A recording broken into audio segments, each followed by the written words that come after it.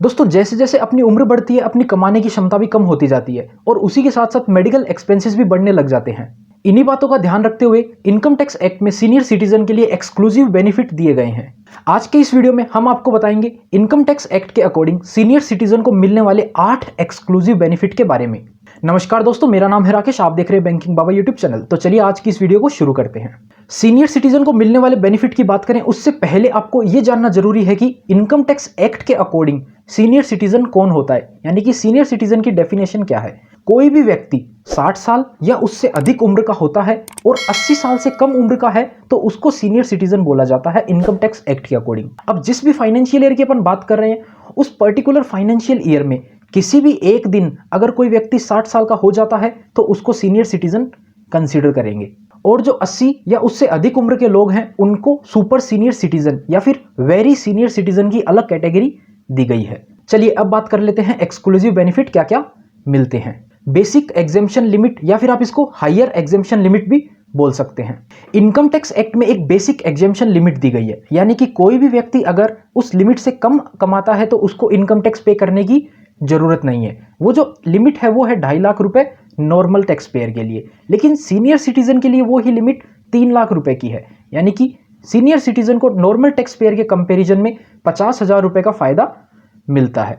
यानी कि अगर कोई भी सीनियर सिटीजन सालाना 3 लाख रुपए तक कमाता है तो उसको कोई भी इनकम टैक्स पे करने की जरूरत नहीं है, और 3 लाख से ऊपर भी कमाता है तो 3 लाख रुपए तक की इनकम पे कोई भी टैक्स नहीं पे करना पड़ेगा।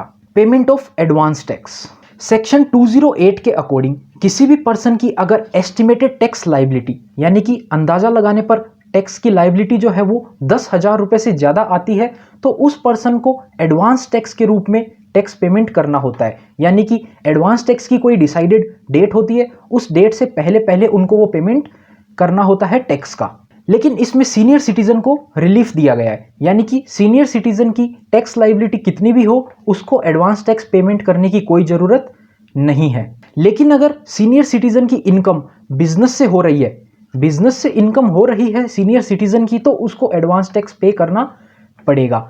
बिजनेस के अलावा किसी भी अदर सोर्सेस से, सैलरी से, हाउस प्रॉपर्टी से, कहीं से भी इनकम हो रही है सीनियर सिटीजन को, तो उनको एडवांस टैक्स पे करने की कोई जरूरत नहीं है। Interest on deposit section 80 TTA के अकॉर्डिंग अगर किसी भी पर्सन की इंटरेस्ट से इनकम हो रही है सेविंग बैंक अकाउंट से तो उसको 10,000 रुपए तक की वो इंटरेस्ट जो है वो एग्जेम्प्ट होती है।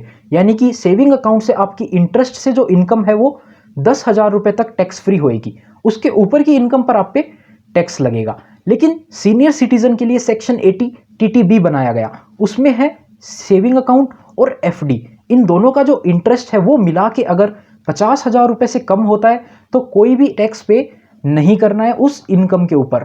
लेकिन अगर वो इनकम 50,000 रुपए से ज्यादा हो जाती है तो उस एडिशनल इनकम को टैक्सेबल कंसीडर किया जाएगा और उस इनकम के ऊपर आपको टैक्स की लायबिलिटी कैलकुलेट करनी होगी। यानी कि 50,000 रुपए तक की छूट मिलती है सीनियर सिटीजन को सेक्शन 80 TTB के अकॉर्डिंग, जो कि सेविंग अकाउंट प्लस FD का अकाउंट दोनों कंसीडर किया जाता है। लेकिन जो टैक्सेबल पर्सन है 60 साल से कम उम्र के, उनके लिए ये लिमिट जो है वो सिर्फ 10,000 की है, और वो जो अमाउंट है वो सिर्फ सेविंग अकाउंट के इंटरेस्ट का ही कैलकुलेट किया जाता है। TDS on interest section 194A के अकॉर्डिंग अगर आपको कहीं से भी इंटरेस्ट मिल रहा है, बैंक से, कॉर्पोरेट बैंक से, पोस्ट ऑफिस से, कहीं से भी आपको इंटरेस्ट मिल रहा है, तो जिस भी बैंक से आपको इंटरेस्ट मिल रहा है उसको TDS काटना होता है अगर आपकी इंटरेस्ट इनकम 40,000 रुपए से ज्यादा है। यानी कि पर्टिकुलर XYZ बैंक में आपने FD करवा रखी है और वहां से आपको इंटरेस्ट मिलता है। अगर वो इंटरेस्ट इनकम आपकी 40,000 रुपए से ज्यादा है तो बैंक जो आपको पेमेंट करेगी वो TDS काट के करेगी। बैंक उस इंटरेस्ट अमाउंट में से 10% का TDS काट लेगी और आपको नेट अमाउंट ही पे किया जाएगा। लेकिन सीनियर सिटीजन के लिए यही अमाउंट 40,000 की जगह 50,000 का है। सीनियर सिटीजन का अगर इंटरेस्ट किसी भी पर्टिकुलर बैंक से आ रहा है और वो 50,000 से ज्यादा होता है तो ही बैंक आपका TDS कलेक्ट करेगी। अगर आपका 50,000 रुपए से कम इंटरेस्ट है तो बैंक आपका TDS नहीं काटेगी। ये सेपरेट अलग अलग बैंक के हिसाब से कैलकुलेट किया जाता है। लेकिन अगर आपने फॉर्म 15G या फिर फॉर्म 15H भर के जमा करवा रखा है तो आपका किसी भी प्रकार का TDS नहीं काटा जाएगा। फॉर्म 15G से रिलेटेड डिटेल्ड वीडियो ऊपर आपको आई बटन में मिल जाएगा। Medical treatment of specified diseases दोस्तों, इनकम टैक्स एक्ट के अकॉर्डिंग स्पेसिफाइड डिजीज की एक लिस्ट है, वो आपको स्क्रीन पर दे देंगे, आप देख सकते हैं उसमें कौन कौन सी डिजीज कवर होती है। अगर उनमें से किसी भी डिजीज के ट्रीटमेंट के ऊपर आप एक्सपेंसेस करते हैं तो सेक्शन 80 DDB के अकॉर्डिंग आपको 40,000 रुपये तक की डिडक्शन मिलती है। 40,000 रुपये तक की मतलब यानी कि आप जितना एक्सपेंस करेंगे उतने अमाउंट की आपको डिडक्शन मिलेगी, वो भी मैक्सिमम लिमिट जो है वो 40,000 की है। लेकिन यही केस में अगर सीनियर सिटीजन का ट्रीटमेंट किया गया और उसके ऊपर जो मेडिकल एक्सपेंसेस हुए उसकी जो लिमिट है वो है 1 लाख रुपए, यानी कि 1 लाख रुपए तक का आप इन स्पेसिफाइड डिजीज के ऊपर मेडिकल ट्रीटमेंट में खर्चा करते हैं तो आपको उतनी डिडक्शन मिल जाएगी। Medical insurance premium section 80D के अकॉर्डिंग दोस्तों, अगर किसी भी पर्सन ने मेडिकल इंश्योरेंस करवा रखा है और उस इंश्योरेंस का अगर वो प्रीमियम का अमाउंट पे करता है, जितना भी अमाउंट वो पे करता है उसकी उसको डिडक्शन मिल जाती है। यानी कि जो अमाउंट आप इंश्योरेंस प्रीमियम के रूप में पे करेंगे उसको आप इनकम टैक्स एक्ट में डिडक्शन के रूप में क्लेम कर सकते हैं। उस इनकम के ऊपर आपको टैक्स नहीं पे करना होगा। इसकी जो मैक्सिमम लिमिट होती है वो होती है 25,000 रुपए की, यानी कि 25,000 रुपए तक का आपने सालाना मेडिकल इंश्योरेंस प्रीमियम पे किया है तो आपको उसकी डिडक्शन मिल जाएगी और आप उस इनकम के ऊपर टैक्स नहीं पे करेंगे। लेकिन अगर आप एक सीनियर सिटीजन हैं तो वो जो 25,000 की लिमिट है वो आपके लिए सीधा डबल हो जाती है, यानी कि 50,000 रुपए तक की लिमिट है मेडिकल इंश्योरेंस प्रीमियम पे सीनियर सिटीजन के लिए। Exclusive benefit for super senior citizen. Super senior citizen यानी कि 80 साल से ऊपर के जो एज के लोग हैं उनके लिए इनकम टैक्स एक्ट में एक एडिशनल बेनिफिट दिया गया है कि उनको इनकम टैक्स जो रिटर्न है वो ऑफलाइन तरीके से फाइल करने का भी ऑप्शन है। ऑनलाइन फाइलिंग जो है वो मैंडेटरी नहीं है। आप चाहें तो ऑनलाइन फाइलिंग कर सकते हैं, चाहे आप ऑफलाइन तरीके से भी रिटर्न फाइल कर सकते हैं। ये जो बेनिफिट है वो सिर्फ 80+ के लोगों के लिए दिया गया है। No income tax return for senior citizen, ये एक नया सेक्शन इंसर्ट किया गया है, सेक्शन 194P। ये किसके लिए है दोस्तों?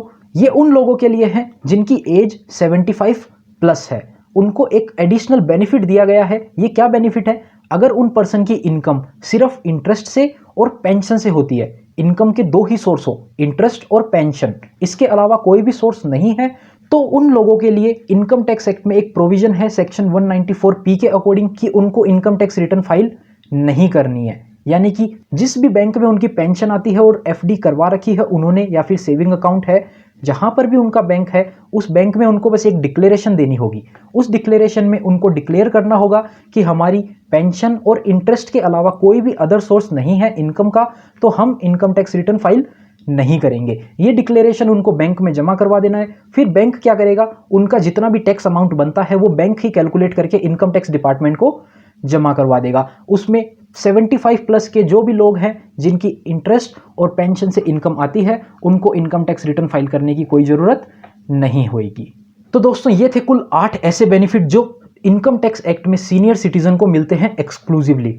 हमने इस वीडियो में जो भी आपको जानकारी दी है वो इनकम टैक्स एक्ट के अकॉर्डिंग ही है और वो जो इनकम टैक्स एक्ट में लिखी हुई है उसको सरल भाषा में आप तक पहुंचाने की कोशिश करी है। जहां तक पॉसिबल हुआ हमने हर पॉइंट के साथ में इनकम टैक्स एक्ट का सेक्शन भी बताने की कोशिश करी है। उम्मीद करते हैं आपको ये वीडियो पसंद आई होगी और ये जानकारी भी अच्छी लगी होगी।